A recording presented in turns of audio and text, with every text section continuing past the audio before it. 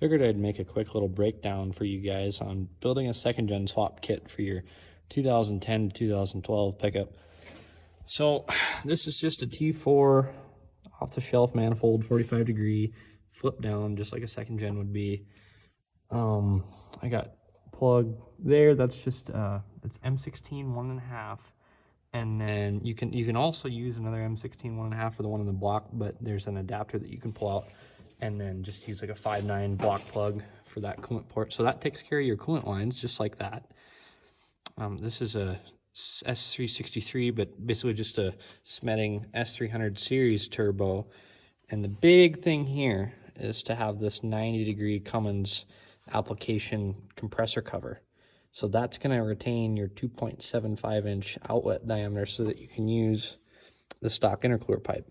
Now, I don't have a flare on this. If I was going to do this properly, I'd definitely get a flare tool for where I cut the pipe down. It should hold fine, but if you guys are going to really do this properly, you can do a flare tool. But for an aluminum pipe, this is just the stock hot pipe cut down. It's pretty simple. It's factory boots, being it's 2.75, everything works pretty nice. The only other thing will be the exhaust. This is just the regular Marmon exhaust. You could get it in HX40, but I'm not sure that it would clear that heat shield in those AC lines. So I just decided to go the route as to build my own downpipe. Not really a big deal for me. I wouldn't really take on a project like this if you aren't into fabrication a little bit. I mean, this is super simple though. Oh yeah, oil drain. So this is a DPS flex drain, and if you notice, it's plumbed into the front drain. Now you just tap that plug. There's plenty of videos on it, but basically it's just a little freeze plug that you tap on the corner, spin it around, pull it right out, and you can put another freeze plug back in the rear location where the factory one goes, plug that off.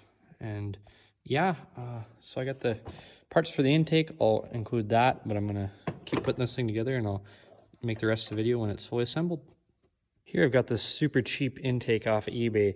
This whole thing was like 50 bucks. I'm not sure about using the filter. I'm not going to trust that too much.